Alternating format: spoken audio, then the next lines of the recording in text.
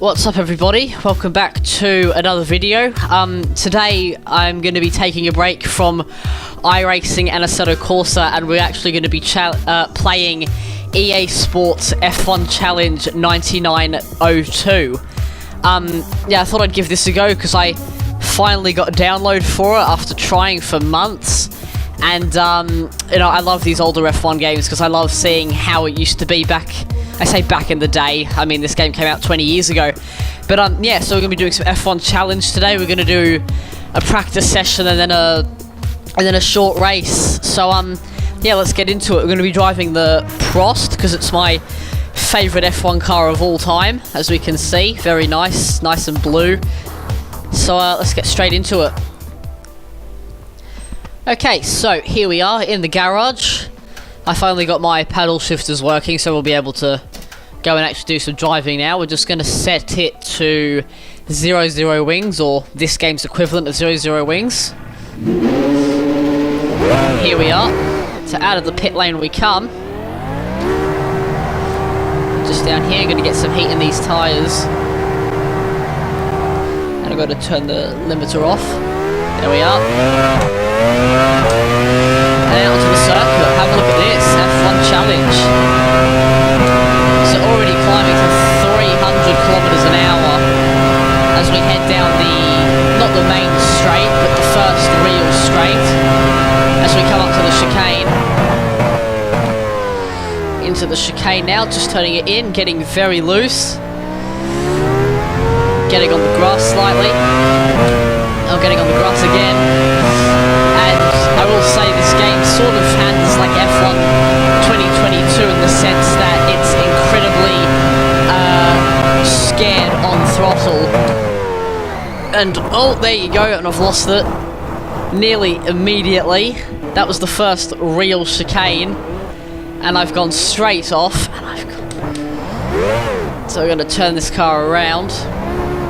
And the other thing I'll say is, with the steering angle actually in the game, it might look like I'm not turning that much, but it's just because this game is so old. They hadn't really developed, what's it called, 180 degrees steering, at least visually. So I am actually turning a lot, it just doesn't show up because, yeah, of this game's age. Remember, this game came out in 2003, so it's older than me. So we're going to head down I'll call this the Mobile 1 straight because of all the Mobile 1 signs. And into the stadium section, I'm off again. Oh no, that's going to be a big one. We're in the wall. So we're going to head back to the garage. We're going to go out one more time. I'm going to get one hot lap in. And then we will go and do a race. I'm thinking we'll either do a race at Monaco or Spa. Get that limiter off. Oh no! Just a small spin, I guess that warms up the tyres a bit. And I am just gonna... Oh, no, my brake bias button isn't working. Okay. I guess that we'll leave the brake bias as is. So down here we go. One cool little feature of this game, on the newer F1 games, you can only set it to a minimum of 50 brake bias. But on F1 Challenge it goes as low as... oh, whoops. Oh, that's a big spin. Yeah, the brake bias goes as low as 20. So if you set it to that and get on the brakes, it will just spin almost instantly, which is, I think, is quite funny. And it's surprising that's even an option in these cars. I enter the chicane. There we go. That's a bit better. Short shifting. Corner we go. Up the gears.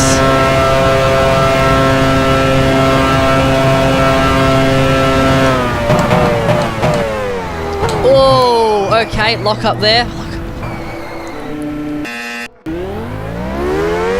And we've spun across the chicane. I might have to make a little montage of all the spins I have in this video because it'll be a lot more than what I've had already. Let's go past the 100 board, just make sure we're actually getting turned in for the corner. Oh no, it's happened again. That's another spin. Just gonna get it going again. I have left clutch assistance on oops. I have left clutch assistance on for this game just because it wasn't reading my clutch pedal very well. So there's no oops. Oh god damn it. Yeah, there's no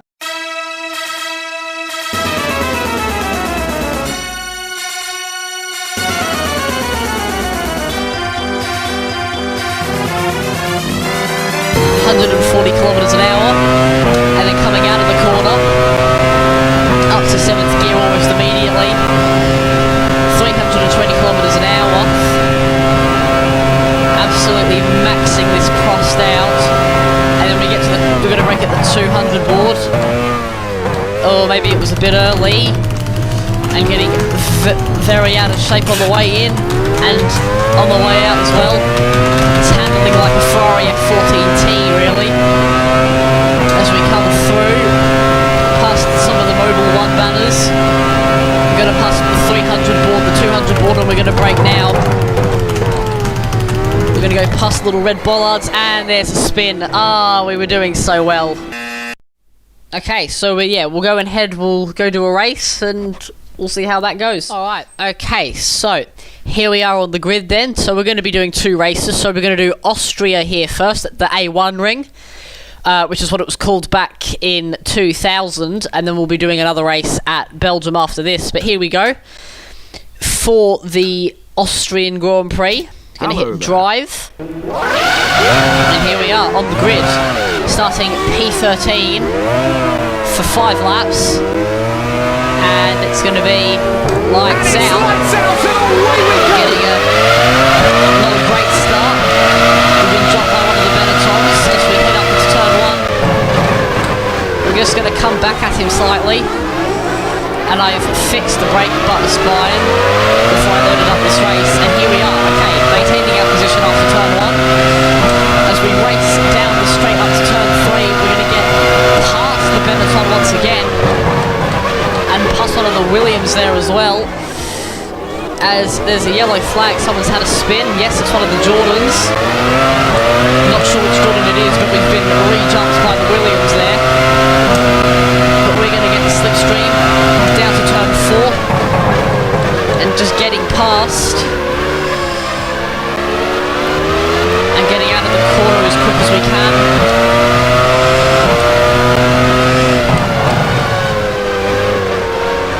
Just getting those apexes. Oh, just a small lock up there. But I think I've combated the locking the rear wheels issue. As we rise over the crest, obviously these tracks aren't laser scanned because they didn't have this technology back in 2003. So the tracks look a hell of a lot different to what they do now. As through the last corner we go, that is 1 lap down. Still got the Williams just behind. And he's going to get the slipstream. He's not going to challenge us though. Into turn 1, clipping that curve, nearly spinning actually. Was very lucky to get away with that. He's still got the Williams behind, but he's not challenging us just yet, Jensen Button. As up to the hairpin we go. In gear 2, and we are starting to make a bit of an indent on Eddie Irvine in the Jaguar in front. And I just think it's so cool to be able to race against these old drivers without actually having to mod any sort of game. So here we are in turn 4, getting that apex, running out to the curve, and then full throttle around turn 5. And we are just catching him a little bit. And there we are, another lock up, making that same error. And yeah, I'm a lot slower in this 3rd sector, I think, compared to Irvine in front. Oh, here we go. Oh, and the Williams actually made a move. No, there's contact there, I didn't see him. Saw him at the last second, and we've been hit. Oh, and someone's picked up some damage there. That just down to P17. We're going to have to fight back. And that is a huge shame. You're running 16. I saw that. I saw Jensen Button at the last second there, but that is him in front, so we're going to try and fight back. I think we were P11 when the contact was made, so we'll try and find our way back through on lap 3 here. But we locked up a lot. But it's 1.1 seconds to Jensen Button. He might just have damage because he wasn't able to go into the pit lane when we had the contact as it happened past the pit lane entry. And yeah, it does look like he has damage. We're catching him very, very fast. We didn't pick up any damage because there's no such thing as side pod damage this far back in F1 games. It's really only the front wing and the rear wing. But here we are, really making a proper indentation in the gap as we rise to the 150 ward. As we go into the corner, he hasn't boxed. Okay, so there must not be damage. To the last corner we go. It's going to be 2 laps left. But this move is definitely on for us on Jensen Button. Into turn 1. And we're really making time on him here. We're going to get the perfect run here. Obviously no DRS back in 2000, but we're through on Jensen Button, the man who hit us on lap 2 into the hairpin. And we're back with, who is that? Johnny Herbert in what looks like a Jaguar. So here we go. Down into turn 4, and we've got the 2 Benettons fighting each other by the looks of things just in front of Johnny Herbert. We're P14 with a lap and a half to go. But because those 2 Benettons are fighting, it's just bringing us right into the action after our spin. Through we go. I think we do have a chance of catching these guys, but we're just going to have to lock in for this last lap. It's going to come right down to the wire. The second to last corner we go, really using all the track and the curb. And yes, here we go, 1 lap to go. We've got 8/10 to Johnny Herbert in front as we go over the finish line. Braking at the 100 board. Actually cutting that corner slightly, didn't mean to, but I thought I was going to hit the wall. But we're going to get a nice run here on Johnny Herbert in the Jaguar. I'm going to pull to the inside. Oh no, and I've made contact there. I was focusing on those yellow flags. And I've hit Alex Verts. And I've lost my front wing, and he's lost the rear wing. So we're just going to see if we can hold on to this 12th place now, as that's a big lock-up. Yeah, there's no front wing on this Prost now. So I have absolutely no turn-in. We're going to have to protect from Johnny Herbert behind. And that's a catastrophic mistake I've made there. Getting too brave on Herbert, as there he goes back through. And we're really struggling here. I can't see who's won because of my little game bar overlay. Oh my god, we've nearly taken off over the crest. I didn't know that was possible. Just through the last corner we go now. Oh, just turning in. It's going to be P13 with the flag. And my god, that was a very close ending there. It was Michael Schumacher who won the race with Mika Häkkinen second, but my god, that was a very close ending. So there we have it. So yeah, so that is 1 race done. We're gonna do 1 more, so I will quickly load up Spa-Francorchamps and I'll see you guys there. Okay, so here we are everybody, back on the grid for the Belgian Grand Prix at Spa-Francorchamps. I've decided to actually switch. We've gone back to 1999 season to drive the Minardi. Thought I'd switch it up a bit and go away from the 2000 Prost. But here we are, we're just going to get straight into this. In our Minardi, starting in 11th place, which would be unheard of for the Minardi this year. And away we go. It's not a great start. Going to move move the brake bias to the front as we go up the inside of one of the BARs there. Gonna get squeezed by the Ferrari of Michael Schumacher. But away we go, down the hill, but easily gonna clear the BAR. Oh, I think that is Jacques Villeneuve, yes it is. As through Eau Rouge we go now. Looking a lot different back at this time. And then down the Camel Straight. Here comes Villeneuve, he's going to attack me here. I'm not going to defend him too hard because he's probably quicker. There he goes through.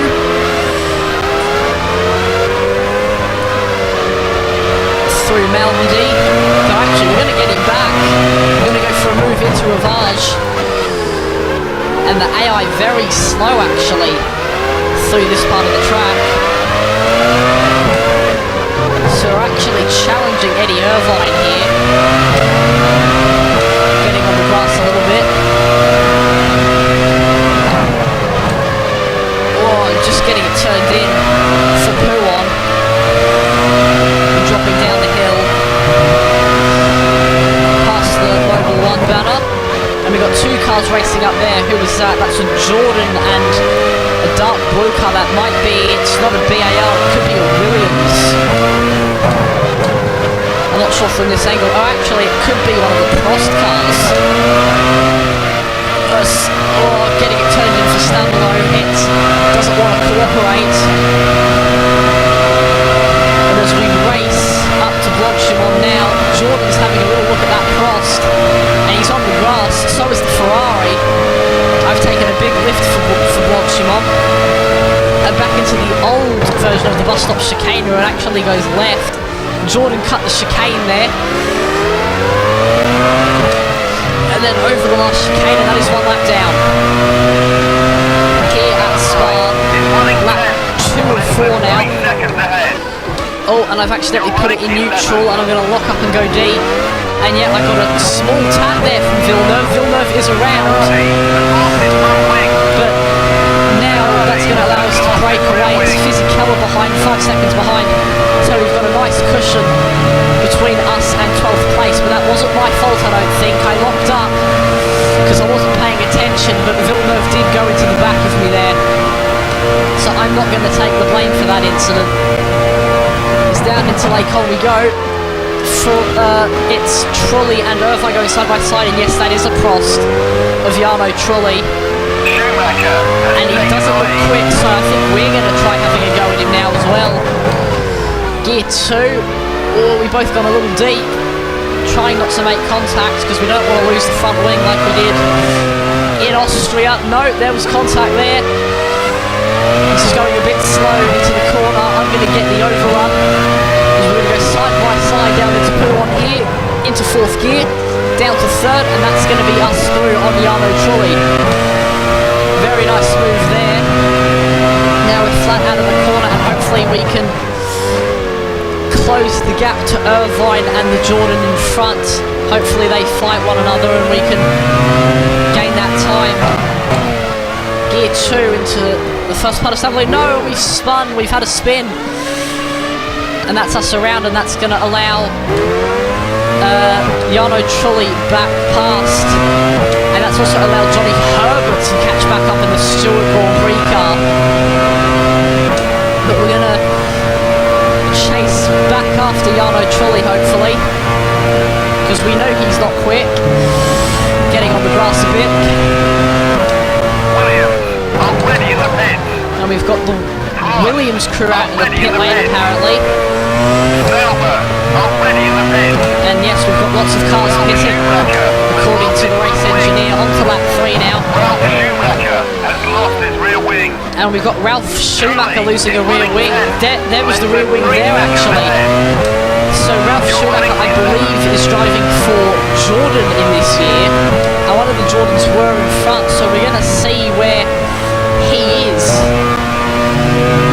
But we could be catching him up, as Herbert is still 1.8 behind.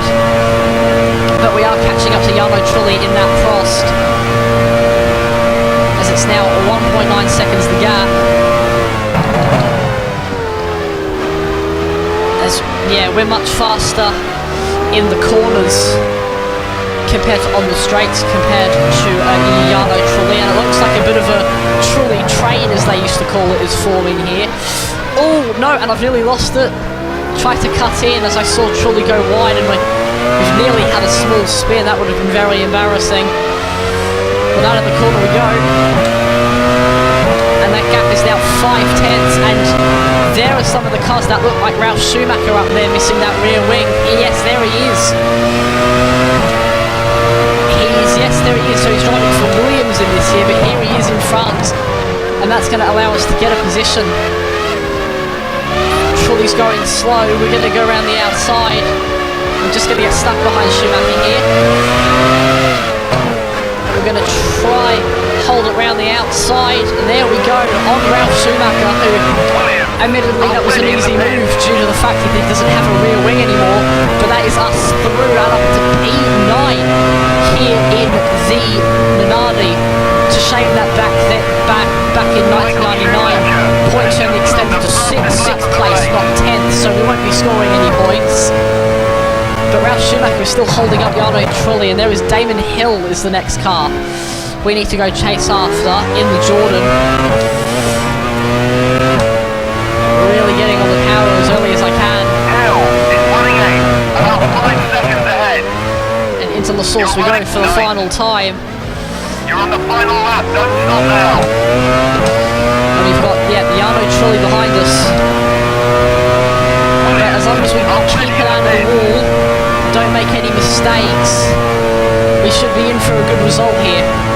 We've done quite well, considering we had the spin on Yano Trulli down in Stavolo. Considering we're P9 in a Minardi, I think is very, very good.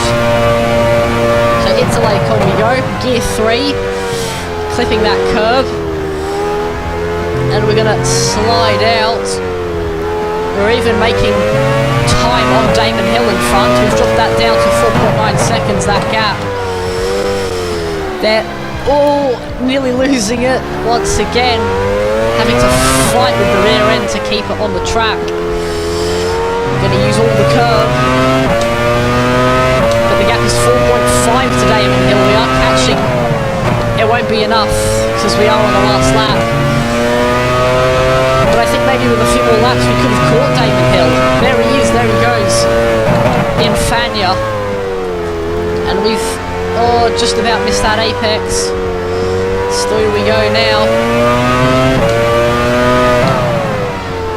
And just felt like I locked up. Felt it in the wheel there, but it doesn't look like we did. And we're really pushing now. Down to 2.8 seconds is the gap. But we're slower on the straights. Michael Schumacher wins another race in this video, taking Bronson on flat there. It's now 2.6 seconds into the last chicane. No, but we've nearly lost it. We're off the circuit, pushing a bit too hard. I'm going to try and recover, but Fisichella is right there. But no, we're gonna hold on from Giancarlo Fisichella. It's going to be 9th place for the Minardi, and what a result there, considering the car we were in. So yeah, there we are. So we're just going to take a quick look at the results page. I just want to see where everybody finished. But yes, that was fun. I think I might make a few more videos on this game in the future. Just bear in mind, everybody, that if I do, there won't be any face/wheel cam, just because OBS doesn't want to run with the full screen of this game. But let's see who DNF'd. So there were 3 Williams, that's obviously a glitch. So there was Alessandro Zanardi, Ralf Schumacher, and Alessandro Zanardi again. There we are, and then we had Pedro Diniz finishing in last place. It was a double McLaren podium, and then here we are, Thomas Sinner in 9th place. So a very good result there. And yeah, so that has been this video, guys. Hope you all enjoyed, and I will see you all for another video. So take care, have an awesome day, see you guys later.